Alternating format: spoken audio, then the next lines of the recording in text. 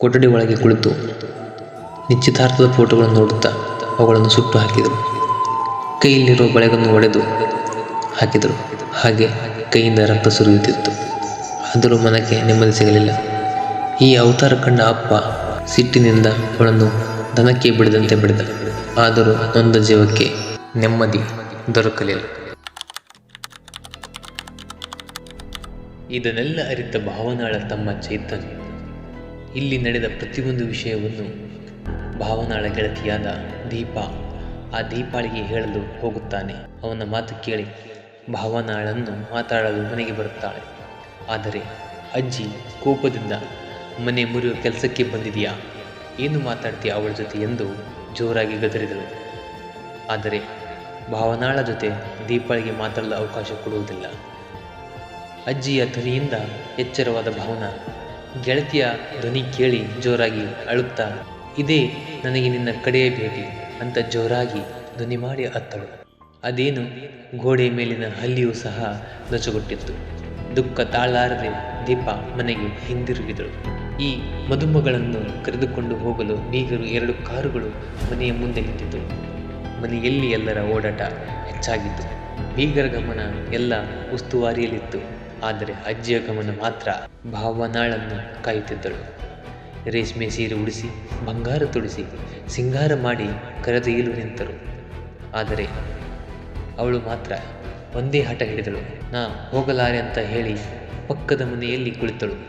ಅವಳ ಕೈಕಾಲು ಕಟ್ಟಿ ಹರಕೆ ಕುರಿ ತಂದಂತೆ ತಂದು ಕಾರಿನಲ್ಲಿ ಕೂರಿಸಿದರು.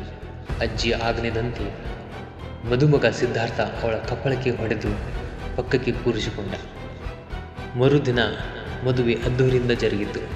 ಮದುಮಗಳ ಮುಖದಲ್ಲಿ ನಗುವಿಲ್ಲ ಅನ್ನುವ ಜನರಿಗೆ ಅವಳ ಸೋದರತೆ ಸಿದ್ಧಾರ್ಥನ ತಾಯಿ ಹುಡುಗಿ ಸ್ವಲ್ಪ ನಾಚಿಕೆ ಸ್ವಭಾವದವಳು. ಜಾಸ್ತಿ ಜನರನ್ನು ಕಂಡರೆ ಹೆದರುತ್ತಾಳೆ. ಹೀಗೆ ಹೇಳಿ ಭಾವಿ ಸೊಸೆಯ ಗುಣಗಾನ ಹೊಗಳಿದಳು. ಒಳಗಿನ ಹುಳುಕು ವಾಸನೆ ಹೊರಬರದಂತೆ ನೋಡಿಕೊಂಡರು.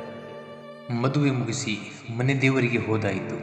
ನಂತರ ಮಲಗುವ ಕೋಣೆ ನವದಂಪತಿಯ ಪ್ರಥಮ ರಾತ್ರಿಗೆ ಸಜ್ಜಾಗಿತ್ತು. ಅವಳನ್ನು ಶಾಸ್ತ್ರಬದ್ಧವಾಗಿ ಒಪ್ಪಿಸಲಾಯಿತು. ಹಸಿದ ಹುಲಿಗೆ ಹಸು ಕೊಟ್ಟಂತಾಯಿತು. ಭಾವನಾಳ ಸೌಂದರ್ಯದಿಂದ ಹುಚ್ಚನಾಗಿದ್ದ ಸಿದ್ಧಾರ್ಥನ ಸ್ಥಿತಿ ಅವಳ ವರ್ತನೆಯಿಂದ ಭಾವನಾಳ ಮೇಲೆ ಕೋಪಗೊಂಡಿದ್ದ. ಅವಳಿಗೆ ಪಾಠ ಕಲಿಸಬೇಕು ಎಂಬ ಹಠದಿಂದ ಸ್ವಲ್ಪ ಜಾಸ್ತಿಯೇ ಕುಡಿದು ಬಂದು ಅವಳ ಪಕ್ಕದಲ್ಲಿ ಕುಳಿತ. ಅವಳು ಒಲ್ಲೆ ಅಂದಳು. ದೇಹದ ಸುಖಕ್ಕೆ ಹಸಿದಿದ್ದ ಸಿದ್ಧಾರ್ಥ ಈಕೆ ತನ್ನನ್ನು ನಂಬಿ ಬಂದ ಅಮಾಯಕ ಹೆಣ್ಣು ಎಂಬ ಚಿಂತೆ ಇಲ್ಲದೆ ತಾನು ಖರೀದಿಸಿ ತಂದ ಸ್ವತ್ತು ಎಂಬಂತೆ ನಡೆದುಕೊಂಡ. ಕುಡಿದ ಅಮಲು ಆತನನ್ನು ಹುಚ್ಚನಾಗಿಸಿತು. ಅವಳ ಬಟ್ಟೆ ಕಳಚಿ ಬೆಂಕಿ ಹಚ್ಚಿದ. ಜೋರಾಗಿ ಚೀರಿದ ಹುಡುಗಿಯ ಧ್ವನಿ ಕೇಳಿ ಎಲ್ಲರೂ ನಿದ್ದೆ ನೆಪ ಮಾಡಿದರು. ಅವಳ ಧ್ವನಿಗೆ ಯಾರೂ ಹೋಗುಡಲಿಲ್ಲ. ಹೆತ್ತವರನ್ನು ನೆನೆಯುತ್ತಾ ಸುಟ್ಟು ಕರಕಲಾಯಿತು ಎಳೆದೇಹ. ತವರಿನಿಂದ ಅಳುತ್ತಾ ತಂದೆ ತಾಯಿ ಬಂದರು. ಈಗ ಅವಳು ದೇವರಾಗಿದ್ದಳು. ತಂದಿದ್ದ ಸೀರೆ ಹೂ ಬಳೆ ಹಾಕಿ ಅಕ್ಷತೆ ಹಾಕಿ ಕೂರಿಸಿದರು. ಜಂತಿ ಇಲ್ಲದ ಮನೆಯಲ್ಲಿ ಚಿಂತೆ ಇಲ್ಲದೆ ಕುಳಿತಿತ್ತು ಆ ಅನಾಥ ದೇಹ. ಮಗಳನ್ನು ಕಳೆದುಕೊಂಡ ದುಃಖದಲ್ಲಿ ಹಾಸಿಗೆ ಹಿಡಿದರು. ಆ ಜೀವಕ್ಕೆ ಅವಳ ಮಾತು ಅವಳ ರೋದನೆ ಅರ್ಥವಾಗಿತ್ತು. ಅಳಿಯನೇ ಕೊಂದಿದ್ದಾನೆ ಅನ್ನೋ ಭಾವನೆ ಇದ್ದರೂ ಹೇಳೋಕೆ ಹೆದರಿಕೆ. ತಂಗಿಯ ಸಂಸಾರ ಕೆಡುತ್ತೆ, ಅವರು ಶ್ರೀಮಂತರು ಎಂಬ ಭಯ ಕಾಡುತ್ತಿತ್ತು. ಮಗಳನ್ನು ಭೂತಾಯಿಗೆ ಅರ್ಪಿಸಿ ಮನೆಗೆ ಹಿಂದಿರುಗಿದರು. ಆ ತಂದೆ ತಾಯಿಯ ಮನೆಗೆ ಮದುವೆಯ ಪತ್ರ ಬಂದಿತು. ಅದು ಆತನ ತಂಗಿಯ ಮಗನ 2ನೇ ಮದುವೆಯಾಗಿತ್ತು. ಸಿದ್ಧಾರ್ಥ ಮತ್ತೆ ಹಸೆಮಣೆ ಏರಿದ. ಮಗಳ ಚಿತೆ ಆರಿ ಬೂದಿ ತಣ್ಣನೆ ಮಲಗಿತ್ತು.